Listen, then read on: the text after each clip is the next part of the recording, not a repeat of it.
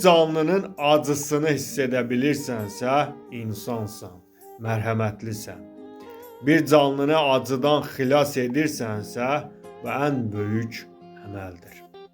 Görün heyvan necə də əziyyət çəkirmiş, aylarla, günlərlə.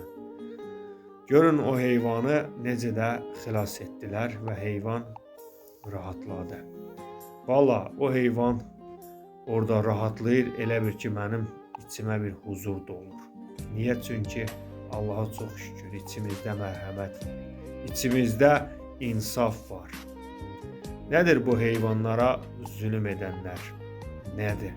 Alıb verəməyəcəyiniz. Rəbbim mərhəmətli qullarından eləsin bizləri. Rəbbim bizlərə mərhəmət versin, insaf versin. Buyurun.